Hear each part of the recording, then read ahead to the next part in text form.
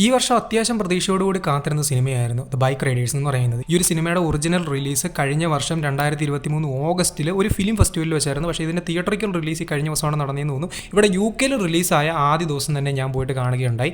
അപ്പം സിനിമയെ പറ്റി പറയാനാണെങ്കിൽ ഒരു നല്ല സിനിമ. അപ്പോൾ ഈ ഒരു സിനിമ പ്രതീക്ഷിച്ചിരിക്കാനുള്ള ഏറ്റവും പ്രധാനപ്പെട്ട കാരണം എന്ന് പറയുന്നത് ഇതിൻ്റെ കാസ്റ്റായിരുന്നു. കാരണം എന്താണെന്ന് വെച്ച് കഴിഞ്ഞാൽ Austin Butler, Tom Hardy, Mike Faist, Norman Reedus, Michael Shannon, Boyd Holbrook എന്ന് തുടങ്ങി ഒരു വൻ കാസ്റ്റ് തന്നെ ഈ ഒരു സിനിമയുടെ പിന്നിലുണ്ടായിരുന്നു. അപ്പം ഇത്രയും മാസീവ് കാസ്റ്റ് ഉള്ളതുകൊണ്ട് തന്നെ ഈ ഒരു സിനിമ എന്തായാലും തിയേറ്ററിൽ പോയി കാണണമെന്ന് ഒരു പ്രതീക്ഷ ഉണ്ടായിരുന്നു. അതുപോലെ തന്നെ ഇതിൻ്റെ ട്രെയിലറും വലിയ കുഴപ്പമില്ലാണ്ട് തോന്നിയിരുന്നു. അപ്പം അതൊക്കെ വെച്ചിട്ടാണ് ഞാൻ ഈ ഒരു സിനിമ തിയേറ്ററിൽ കാണാൻ വേണ്ടി പോയത്. പക്ഷേ എന്നെ ഞെട്ടിച്ചുകൊണ്ട് ഇവരെ എല്ലാവരെയും കഴിഞ്ഞും ഗംഭീര പെർഫോമൻസ് നടത്തിയ ഒരാളുണ്ട്. അതാണ് നമ്മുടെ ജോഡി കമ്മറിൻ്റെ ക്യാത്തി എന്ന് പറയുന്ന ക്യാരക്ടർ. പുള്ളിക്കാരി എല്ലാവരും കഴിഞ്ഞ്, അതായത് ഈ ഒരു സിനിമയ്ക്കകത്തുള്ള ഓൾമോസ്റ്റ് എല്ലാ ക്യാരക്ടേഴ്സിനെ കഴിഞ്ഞ് വളരെ ഗംഭീരമായിട്ട് തനിക്ക് കിട്ടിയ ഒരു ക്യാത്തി എന്ന് പറയുന്ന ക്യാരക്ടറിനെ നമ്മുടെ മുന്നിലേക്ക് വെച്ചിട്ടുണ്ട്. ഓൾമോസ്റ്റ് ഈ ഒരു സിനിമയുടെ മുക്കാൽ ഭാഗങ്ങളും കവർ ചെയ്ത് പോകുന്ന ഒരു ക്യാരക്ടറും കൂടെയാണ് ഈ ഒരു ക്യാത്തി എന്ന് പറയുന്നത്. അപ്പോൾ ആ ഒരു ക്യാരക്ടറിനെ വളരെ ഗംഭീരമായിട്ട് തന്നെ പുള്ളിക്കാരെ നമ്മുടെ മുന്നിലേക്ക് എടുത്തു വെച്ചിട്ടുണ്ട്. അപ്പം ഒരു മോട്ടോർ സൈക്കിൾ ക്ലബിനെ ബേസ് ചെയ്തുകൊണ്ടാണ് സിനിമ മുൻപോട്ട് നീങ്ങുന്നത്.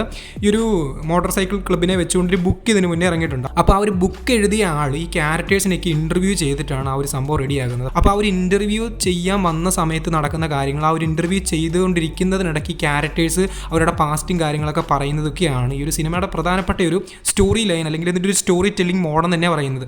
അത് വളരെ ഗംഭീരമായിട്ടൊരു കാര്യമായിട്ട് തോന്നി. ഇവർ സ്ട്രെയിറ്റ് ആയിട്ട് ഈ ഒരു സ്റ്റോറി ലൈൻ ഇങ്ങനെ ഒരു ഇൻ്റർവ്യൂ കാര്യങ്ങളൊന്നും ഇല്ലാണ്ട് ഈ ക്യാരക്ടേഴ്സിനെയൊക്കെ വെച്ച് ഇങ്ങനെ കാണിച്ച് പോയിരുന്നെങ്കിൽ ഇതൊരു ബിലോ ആവറേജ് മൂവി ആയിട്ട് പോയേനെ. പക്ഷേ ഇതിൻ്റെ ആ ഒരു സ്ക്രീൻ പ്ലേയും കാര്യങ്ങളൊക്കെ കുറച്ച് ബെറ്റർ ആയിട്ട് നിന്നതുകൊണ്ടാണെന്ന് തോന്നുന്നു. കണ്ടിരിക്കാൻ കുറച്ചും കൂടെ രസമുണ്ടായിരുന്നു. കാരണം ആ ഒരു ഇൻ്റർവ്യൂ എടുക്കുന്നു, ആ കൂട്ടത്തിൽ ഈ ക്യാരക്ടേഴ്സിൻ്റെ പാസ്റ്റ് പറയുന്നു, അതിനോടൊപ്പം തന്നെ പ്രസൻറ്റിനെ കാണിച്ച് പോകുന്നു. അങ്ങനെ ഒരു വ്യത്യസ്ത ശൈലിയിൽ പോയതുകൊണ്ട് നമുക്ക് കണ്ടിരിക്കാനൊരു രസം ഉണ്ടായിരുന്നു. അതായത് മൂവിക്കൊരു പ്രത്യേക രസം ഉണ്ടായിരുന്നു. പിന്നെ ഈ ഒരു ഓസ്റ്റിൻ ബട്ട്ലറിൻ്റെ ഒക്കെ ക്യാരക്ടർ കുറച്ച് ഡിഫറൻ്റ് ആയിട്ട് നിൽക്കുന്നത് കൊണ്ട് തന്നെ, അതായത് ഓസ്റ്റിൻ ബട്ട്ലർ എന്ന് പറയുന്ന ആക്ടർ ബെന്നി എന്ന് പറയുന്ന ഒരു ക്യാരക്ടറിനെയാണ് അവതരിപ്പിക്കുന്നത്. ആ ഒരു ബെന്നി എന്ന് പറയുന്ന ക്യാരക്ടറും ക്യാത്തി എന്ന് പറയുന്ന ക്യാരക്ടറും അതിലൂടെ കണക്ഷനും കോമ്പിനേഷനൊക്കെ കൊള്ളായിരുന്നു. നമ്മുടെ ടോം ഹാർഡിയുടെ ജോണി എന്ന് പറയുന്ന ക്യാരക്ടറും നൈസായിരുന്നു. പുള്ളിക്കാരൻ ആ ഒരു ക്യാരക്ടറിനൊക്കെ വളരെ ഗംഭീരമായിട്ട് ചെയ്തിട്ടുണ്ട്. അതായത് ഇതിലെ ആ ഒരു മോട്ടോർ സൈക്കിൾ ഗ്യാങ്ങിലുള്ള ഓരോ ആൾക്കാർക്ക് ഓരോ സ്പെഷ്യാലിറ്റി ഉണ്ട്, അവർക്ക് ഓരോ ക്യാരക്ടറിസ്റ്റിക്സ് ഉണ്ട്. അതിനെയൊക്കെ വളരെ നൈസായിട്ട് കാണിച്ചു പോകുന്നുണ്ട്. ചില ഇവൻറ്റ്സ് ഇതിനിടയ്ക്ക് നടക്കുന്നുണ്ട്.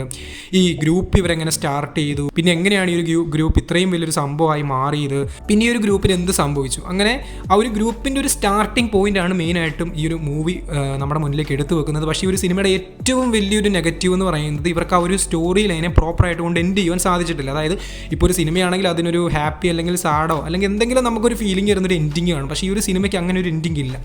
ഒരു സ്പെസിഫിക് ആയിട്ടുള്ള പോയിന്റില്ല. അതായത് നമ്മൾ കണ്ടുപോകുന്ന വഴിക്ക് കട്ട് ചെയ്ത് ഇത്രയേ ഉള്ളൂ സിനിമയെന്ന് പറഞ്ഞ് നിർത്തിയിട്ട് പോകുന്നൊരവസ്ഥയായിരുന്നു ഈ ഒരു സിനിമ കണ്ടപ്പോൾ എനിക്ക് തോന്നുന്നത്. അതുകൊണ്ടാണ് എനിക്ക് ഈ ഒരു സിനിമ ഒരു ഫുൾ സാറ്റിസ്ഫാക്ഷൻ തരാഞ്ഞത്. അതായത് കൊള്ളാം, കണ്ടിരിക്കാം. അതായത് ആ ഒരു കണ്ട പോയിന്റ് വരെ കൊള്ളായിരുന്നു. പക്ഷേ അവരാ കൊണ്ട് നിർത്തിയ പോയിന്റ് അത്ര നന്നായിട്ട് തോന്നിയില്ല. മേ ബി ഇതിൻ്റെ സ്റ്റോറി അങ്ങനെ ആയിരിക്കും അവസാനിച്ചത്. അതായത് ഒരു പാതിക്ക് നിർത്തി പോണ രീതിക്കായിരിക്കും ആ ഒരു സ്റ്റോറി അവസാനിച്ചത്. അതുകൊണ്ടായിരിക്കും എനിക്ക് അങ്ങനെ തോന്നിയത്. ആ ഒരു ബുക്കോ കാര്യങ്ങളോ ഒന്നും വായിച്ചിട്ടില്ല. പക്ഷേ എന്തൊക്കെയാണെങ്കിലും ഇവരുടെയൊക്കെ പെർഫോമൻസും ആ ഒരു സ്റ്റോറി ടെല്ലിംഗ് മോഡൊക്കെ കൊണ്ട് കണ്ടിരിക്കാൻ പറ്റിയ കുഴപ്പമില്ലാത്തൊരു സിനിമ. നിങ്ങൾക്ക് വേണമെങ്കിൽ ട്രൈ ചെയ്ത് നോക്കാം. എസ്പെഷ്യലി നിങ്ങൾക്ക് ബൈക്കും അങ്ങനത്തെ കാര്യങ്ങളോടൊക്കെ നല്ല ഇൻട്രസ്റ്റ് ഉണ്ട്, നിങ്ങൾക്കൊരു മോട്ടോർ സൈക്കിൾ ഗ്യാങ് ഉണ്ട്, അങ്ങനത്തെ സംഭവങ്ങളോടൊക്കെ താല്പര്യം ഉണ്ടായി അങ്ങനെ നിൽക്കുന്ന ആൾക്കാർക്കൊരു കുഴപ്പമില്ലാത്ത എക്സ്പീരിയൻസ് തരാൻ സാധ്യതയുള്ള ഒരു സിനിമയാണ്. അപ്പോൾ ഒരു കുഴപ്പമില്ലാത്ത മൂവി, കാണേണ്ടവർക്കൊന്ന് ട്രൈ ചെയ്ത് നോക്കാം.